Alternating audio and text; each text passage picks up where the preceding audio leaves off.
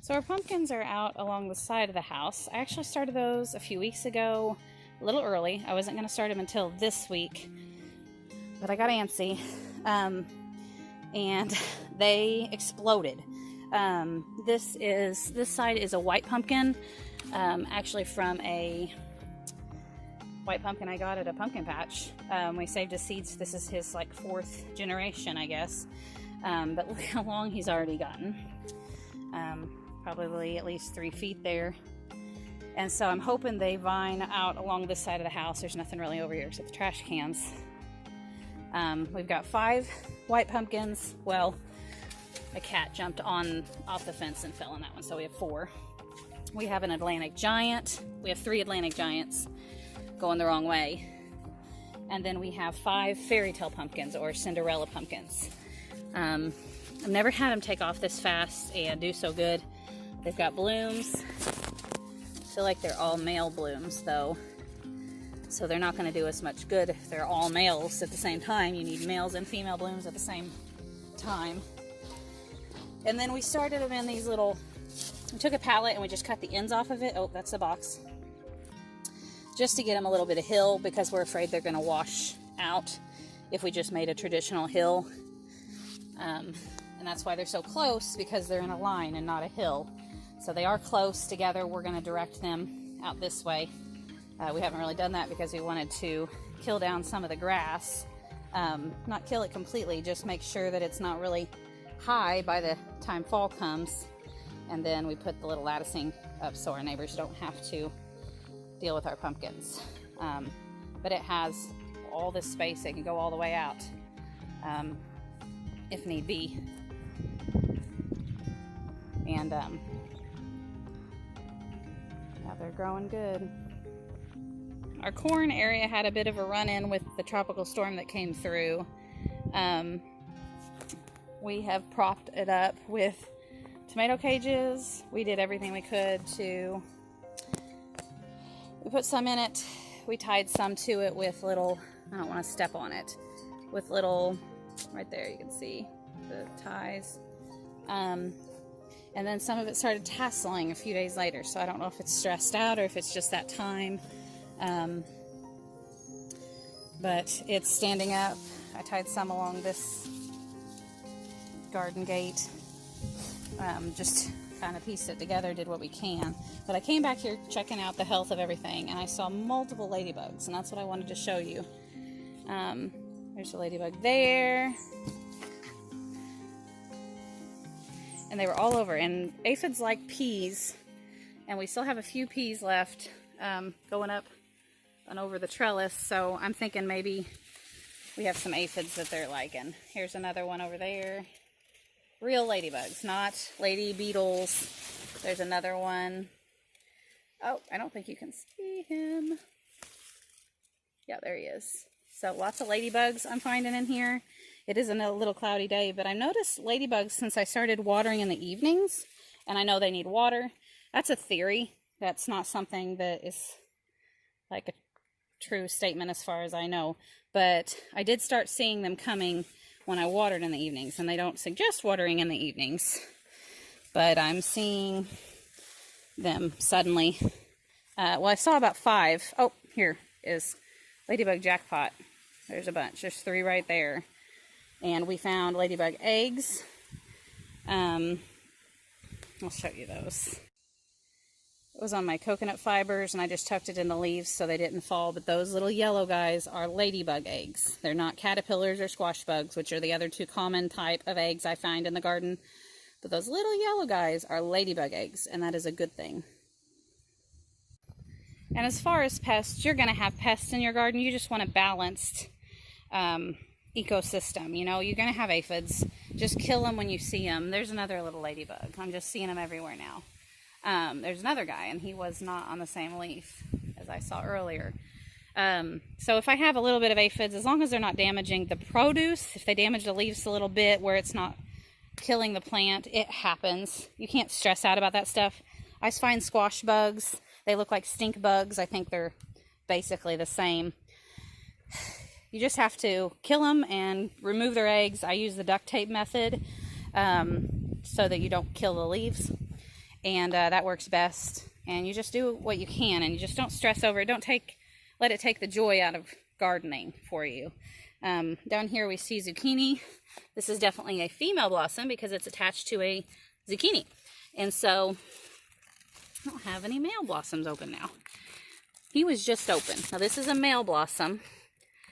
And, oh, yep, well, I'm going to go ahead and pollinate him anyway. So I just take the male blossom. You can use a paintbrush. I feel like my leaves down here are suffering because they're on the ground. And I pollinate that, so make sure I get a zucchini, because I'm not seeing any bees lately. And you can see that most of that pollen is off. Ignore my fingernails. And hopefully I will get a zucchini out of that. You see how much bigger that is. And then this is just that one. Yeah, his leaves that are laying on the ground need pruned. I don't like to do a lot of pruning to a zucchini, because when you cut, the squash bugs will come into the vine itself and kill the vine. So I do it lightly. I only do when the leaves are touching the soil and they're going to get diseased. So that's not good for it either. Here is a watermelon, and their leaves are going to look different. A lot of times get them mixed up when you planted them. That's a watermelon leaf. This is well, it's huge. I can't even show it to you. Squash leaf. Can you see that? Squash compared to watermelon. They do have smaller leaves, although they will grow bigger. They're just into baby stages. Those are Congo watermelons. There's a spaghetti squash. I guess he does have kind of pointy leaves here. And I think those are either cantaloupe or cucumber. I'm not sure. I stuck a bunch of seeds in the ground when nothing germinated. Those are sugar baby watermelons. And then more peas that still had some fruit or flowers on them. We're going to let them grow out. The beans. Oh, we got a little green bean down there. I think it's a top crop green bean. We've got loofah gourds. Kajari and Charantis melon, I think is how you say it. This is a lima bean, only one germinated, and it's not a vining variety. It's just going to bush. So I didn't know that. I thought he vined. He's just going to take up his little spot, which is fine because we've got sugar baby watermelons. Going to need the... Here's my butternut squash, and I actually germinated this guy with a spaghetti squash because I didn't have another male blossom coming up on any of my butternuts, and he's turning yellow, which means he didn't get germinated properly and he's gonna fall off the vine. And I just let him because I don't pick him unless there's rot, because again, that opens up the squash vine for disease and pests to get in there and kill the plant worse than I would. And he's going up about 4 feet. Loofah gourd's about 6 feet. And these guys are the last of my snow peas. It's hard to see with all the greenery behind them. But there's the last of my snows. I've got my San Marzanos doing well. It's been good Italian weather for them lately. They're getting pretty big. About 3 fingers big. And every plant has some. And on the fence, my puppy's laying out in the sun. On the fence, okay, on the fence, I did tie him up at first, but then I'm just taking this growth and tucking him in without hitting the flowers. I don't want to damage the flowers, because then I kind of weave him in there. Now, he's not long enough yet, but that's kind of how I've done some of these. Here is a good one, because then he gets the support without me tying him. Don't make it too tight, because then he's going to cut off. Puppies always want to bark when I'm doing this. And just weaving them in and out. And if they go on the other side, that's great. These get the best circulation, air circulation. And then coming in and just squishing these aphids. See the little red aphids on there? They're little bitty, but they do damage. All along here, multiple San Marzano's on the fence. Again, the air circulation is good on the fence, but also the bees can see the blooms. If your tomatoes are too dense, that's some dill I'm letting go to seed because I've got a bunch of dill weed and now I need the seed for pickling. Dill seed and celery seed are actually more expensive. I've got more San Marzano's and 2 Amish pastes because they're the only 2 that I had left. That's a grapevine, but I'm gonna go a different way because this guy, this sunflower, he's like 8 feet tall, 9 feet tall. He's towering above the fence. He fell over on all of this during that storm. So I just took some string and I tied it there and attached it to the fence to pull him back up. And that was 4 days ago. So I think he's probably gotten his roots back to normal. He's probably doing fine. I'll probably be pulling him up soon. I added some compost down here, so the soil's a little chunky. I just stuck it down there. The borage got hurt in the storm. It pulled him over and cracked him at the roots. So that giant borage died, but it's okay because we got a lot more airflow. As you can see through there, you can see the blackberry bushes from where I'm at on this side. So I stuck a cinnamon basil there because I want to dry him for tea. He's a basil with just a hint of cinnamon, and that's I'm gonna see what I can do with that. They're looking pretty good. I've got multiple vines. I don't do the single vine method, but I try to keep it where it can support its own self. If it doesn't, I'll show you on the back, it'll rip its own plant, and that's not good. Got some more maters here, some Genovese basil. It's hard to get these because they're over my head. I bought 6-foot poles, and I wish I would have done the 8-foot poles. They're just not big enough. Here's a tomato starting, and you can see the flowers don't look like they've germinated. But I don't pick them off. I give them a little bit because see, there is a little bit showing through. You can see that sometimes they'll come through. Sometimes it just takes them a little bit, especially when the weather drops like it had this weekend. Down on the bottom, I have marigolds again and holy basil. I thought it was bee balm, but it's not bee balm. It is holy basil. There's some Cherokee tomatoes growing in the middle. Just all these tomatoes. Those are all tomatoes trying to compete with the sunflowers. I just love this view of the sunflowers. And I don't know, I think they're all autumn sunset, but my other autumn something was like a yellow. It was less of the red colors in there than I'd hoped. So down along here is my blackberries. He's stretching out. It's kind of getting close. It's hard to show you because everything's so up close, so it's a little blurry. They're not very big, but they still have their leaves on them. Oh, they're getting ready to change. I've been watering them so they get plenty of water while their berries are producing. My zinnia was a salmon colored zinnia, but he broke down at the bottom, and I'm thinking something's wrong. I mean, something's got to be wrong. That's all brown. He had multiple stems and just broke. So I'm very disappointed he did not turn out. I think I'm going to put a few more just straight in the soil. Let's see if I can't get some before the end of the year.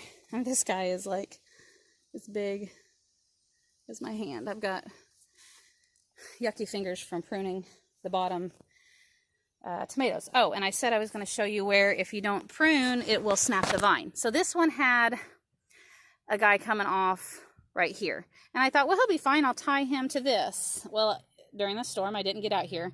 And he has split that side. You can see how it just split it. Now, ideally, I should have cut that off, but I thought I could support him, and I was wrong. It ended up growing a third one. The third one is what snapped that. So he's doing okay on the other limbs, but I went ahead and cut that one off. It had a couple leaves, but nothing major. These flowers up here I'm not afraid of. I think that they will get germinated. I'll just have to support them.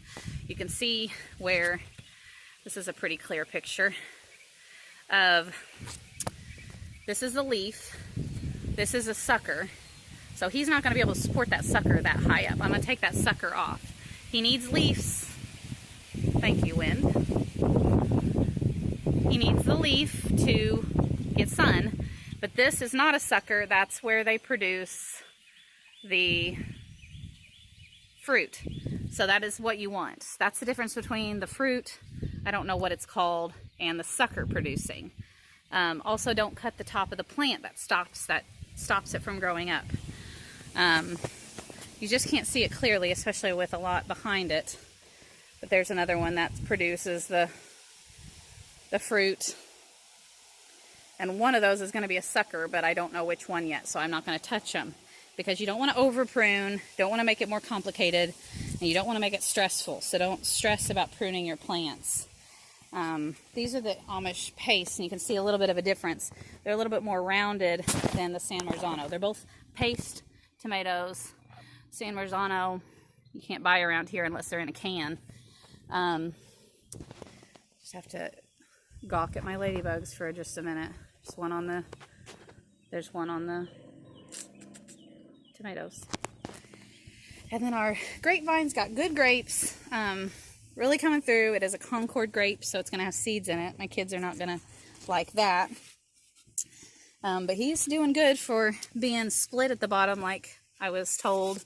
Some of these are smaller, probably just didn't get pollinated very well. There's a bigger one. That's a good size one. I still have a little bit to grow. But it's really gorgeous to see a grapevine growing and producing. He's going to take over the fence anyway. He doesn't want to stay in his designated area.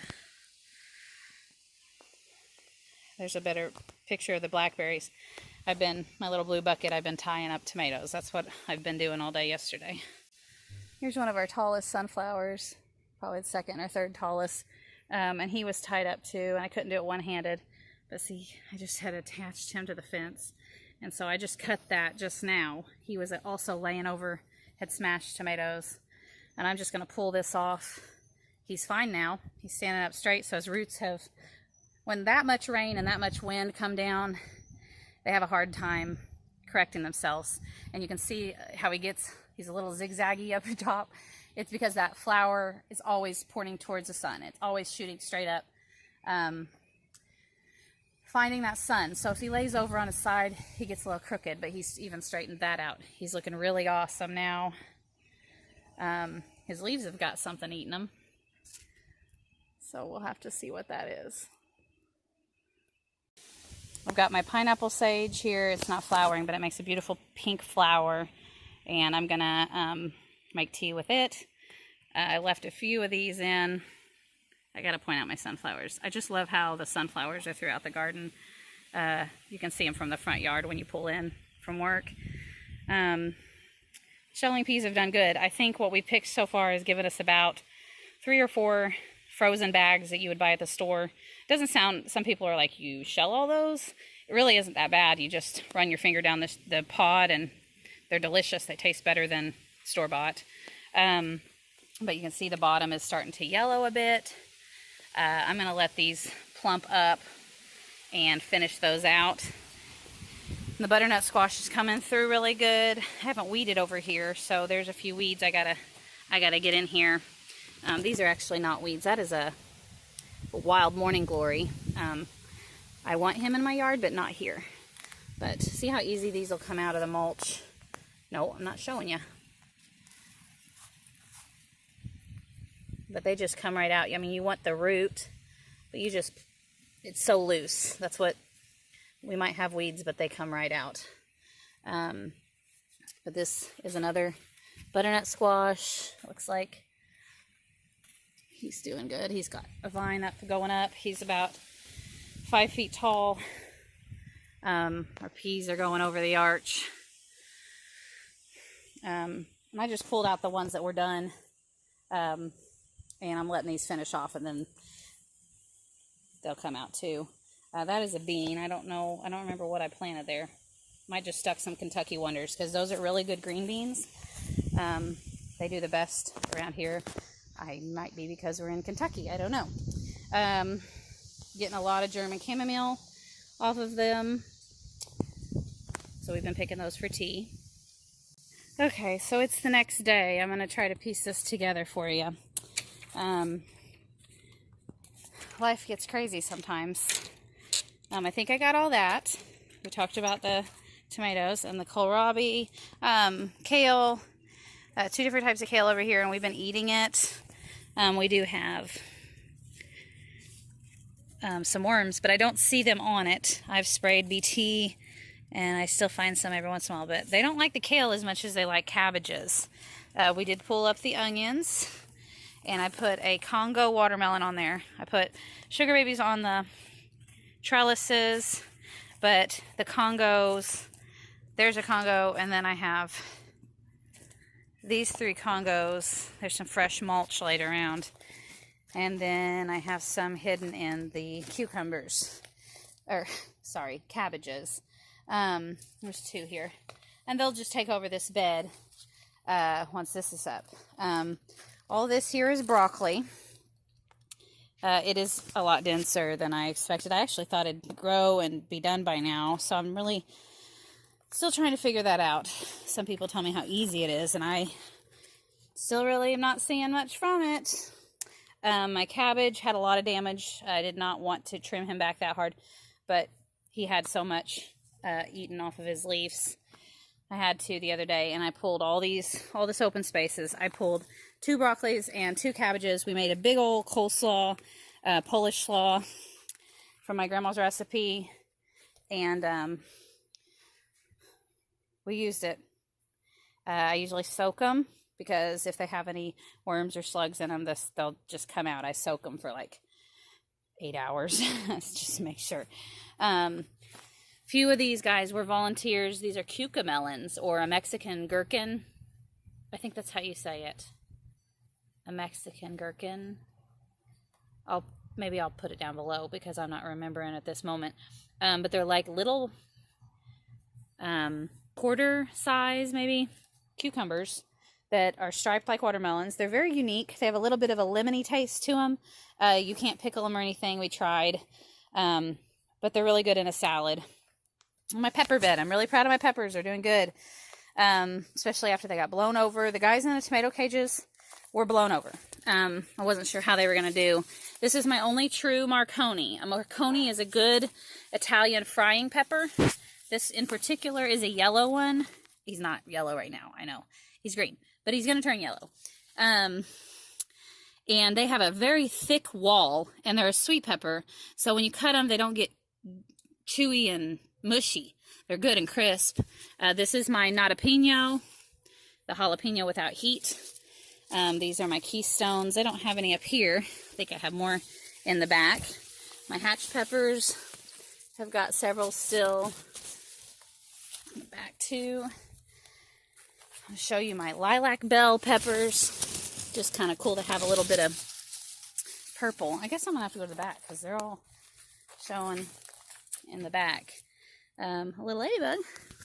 This is a violet sparkle, as well as this one that is like loaded. As small as this plant is, I mean, if I stand my arm up, he's only going to like my elbow maybe, and he's got 5 full-size peppers on him, so he's very healthy. And then this guy's got about 5 full-size peppers on him too. But this is a Lesa, and sometimes I take the peppers. I don't mess with them too much because I don't want this to break. But if they get stuck in the middle like this guy has, he's just not going to grow very much. See how he's kind of, nope, you can't.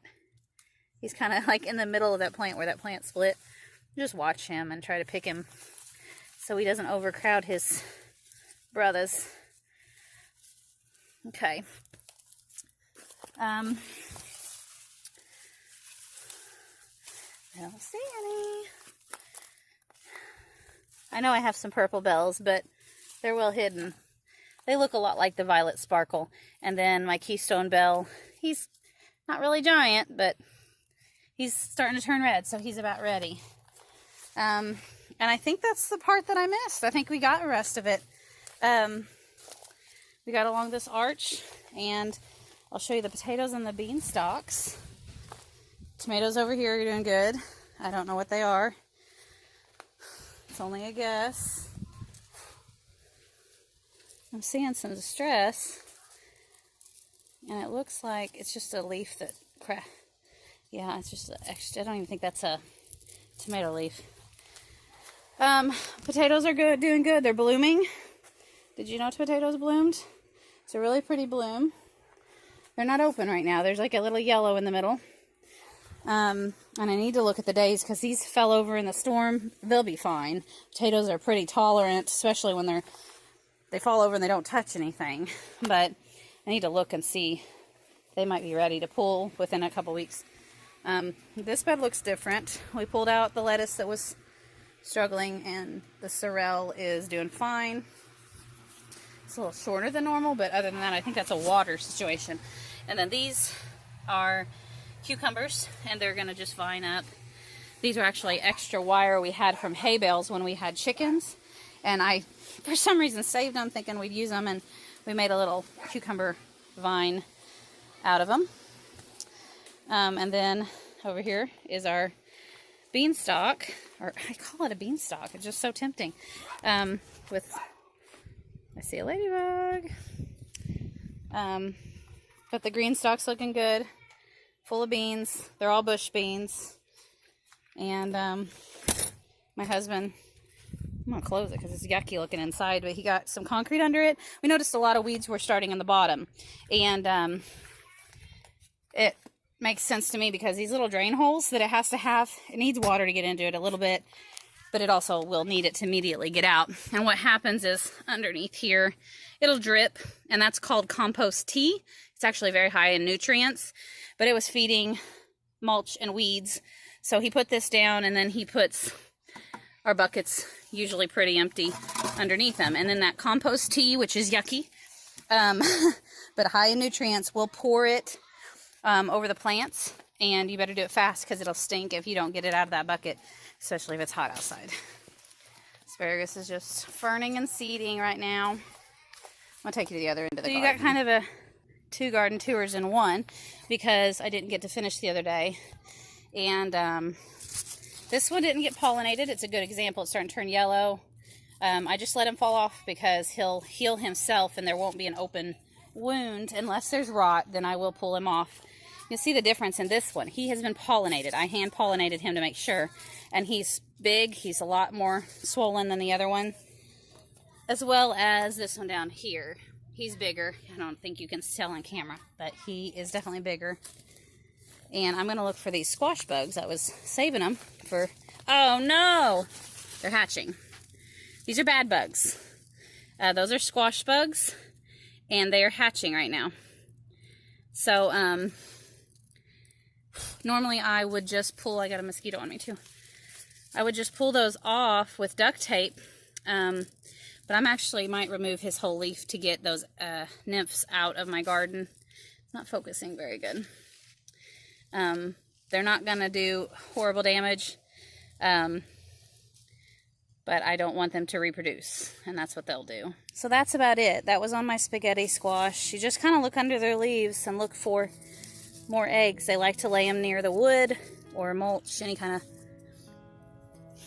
protection they might get from predators, which are usually other bugs.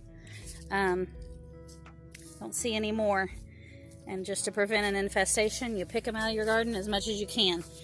These leaves are beans, and beans, they might need a little bit of nitrogen, but overall, beans, when they grow, they use up this bottom, or they shade themselves. So I just pick off these yellow ones. They don't need them anymore, whether they're sick or they need something. I might give them a little bit of a boost, but they have made it all the way up and over. We've actually been interwinding them because they're too long. So I just pull those little yellow leaves. This might have been something eating them, and as well as this. This might have been something too. Just kind of look at your leaves. If it was a come and go insect, it's not a worry. If it's something that is sticking around and having babies, get it out. So that's something. You just got to get in here and check. That's why hand checking and hand watering is one of my things I like to do. I don't want to irrigate because you don't catch as much. So that's it. That's what I got. There's a kid with a popsicle. So I see you later. See you later.